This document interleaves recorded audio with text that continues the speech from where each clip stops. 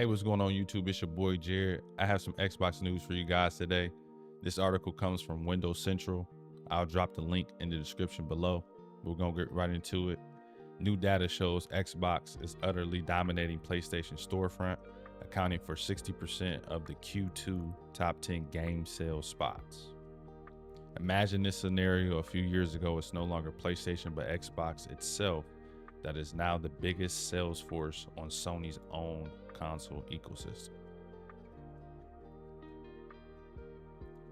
The console war is over, with PlayStation seemingly victorious, or perhaps it's just evolving. It's no secret that Xbox hardware has seen non-stop declines for several months, although PlayStation itself have also warned investors that it expects lower hardware sales through the rest of the gen. Makes sense. We're 5 years into the generation. Xbox has actually increased the prices of their 5-year-old consoles by like $100, so no one will probably buy them anymore. And then PlayStations have already sold. If you don't have one by now, you probably won't get one, or there won't be too many other people buying one. So it makes sense. Indeed, as the end of this generation is in sight, it's probably only the advent of GTA 6 that could uptick console sales for PlayStation and Xbox until we inject new hardware in the mix.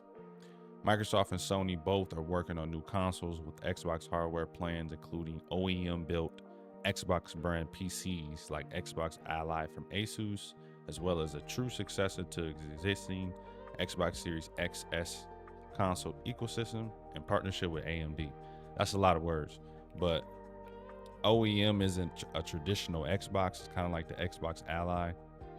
They've partnered with another computer manufacturer to publish a quote-unquote Xbox. Makes sense though. Again, we're just gonna keep going. In the interim, Xbox has notoriously changed up its strategy. Faced with growing costs and a decline in console user growth in general, Xbox bit the bullet and decided to begin putting its formerly Xbox exclusive games onto its arch rival PlayStation storefront. So I pretty much left last year once they said everything's an Xbox.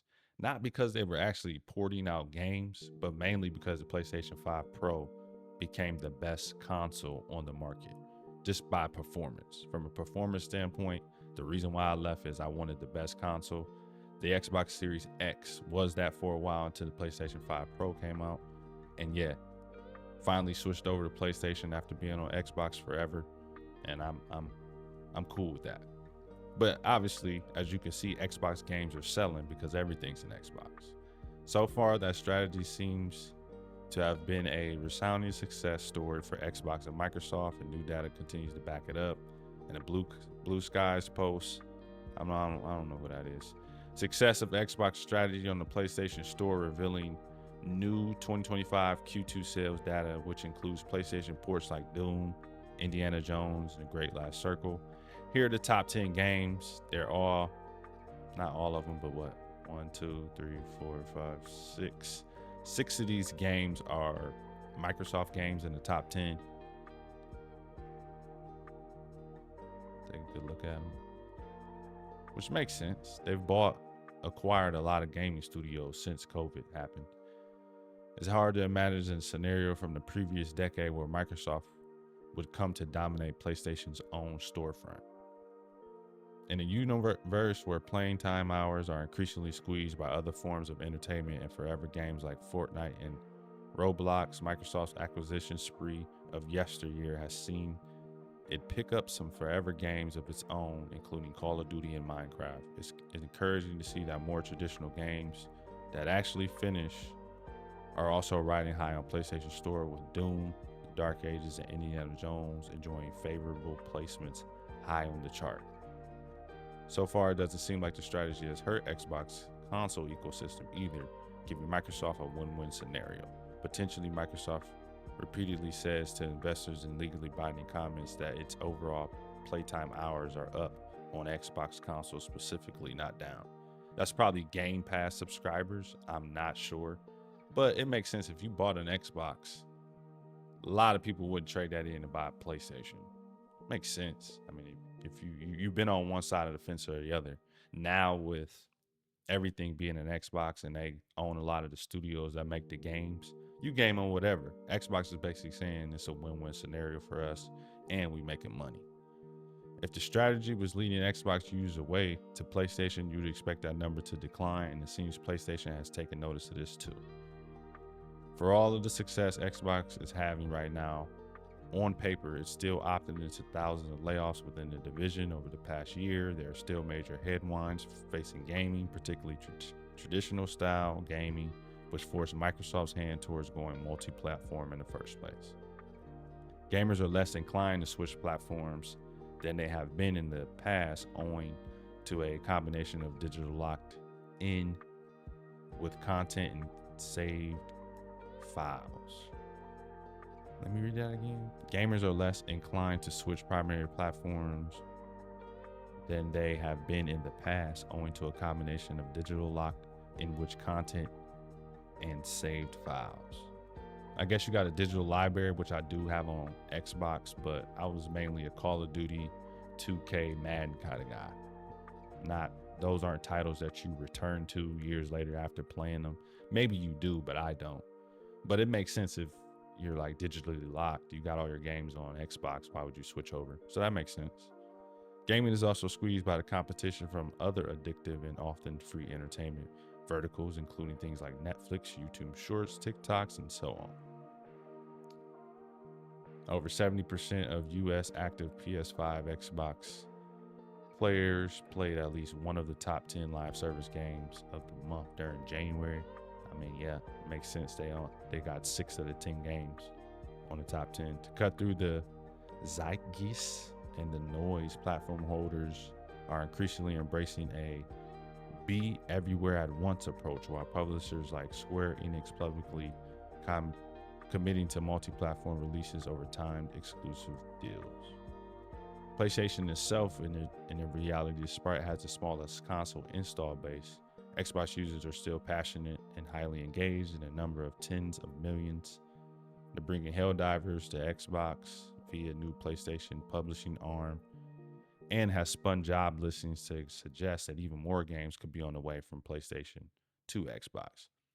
I mean, it makes sense. They're making money. PlayStation sees that they're making money by expanding their player base, so there's no reason to have exclusives like Spider-Man and things like that are just on PlayStation. Open it up. I mean, you'll still make a lot of money if money's the play, but I still think PlayStation cares a lot about their consoles, their hardware, when Xbox is like, yeah, it's whatever. You can play on whatever because we win it regardless. We got all the publishers.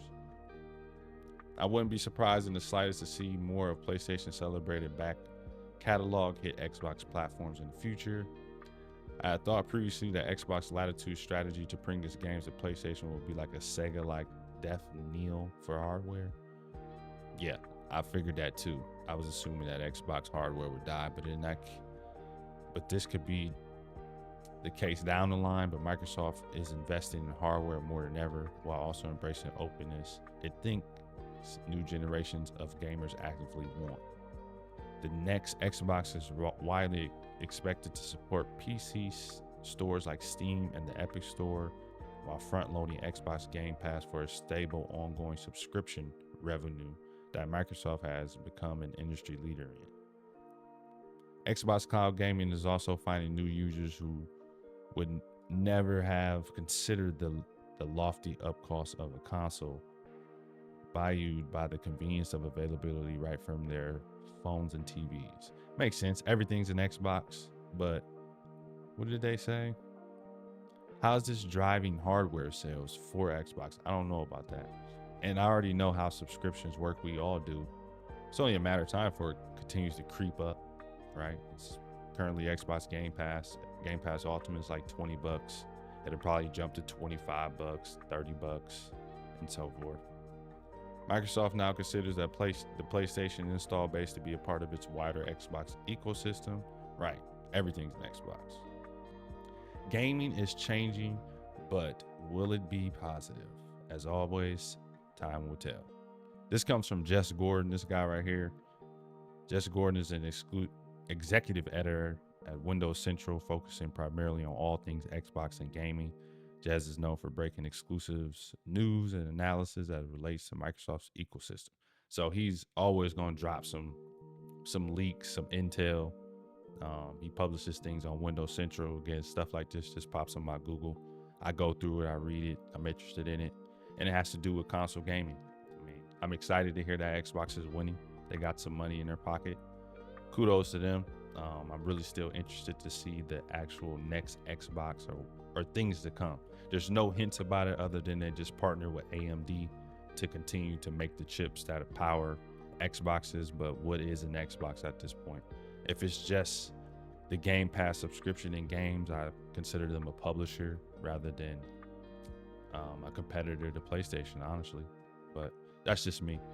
That's all I got for you guys today. I like to go through these things. Thank you for the support if you watched the entire video. That's all I got for y'all today. I'm out.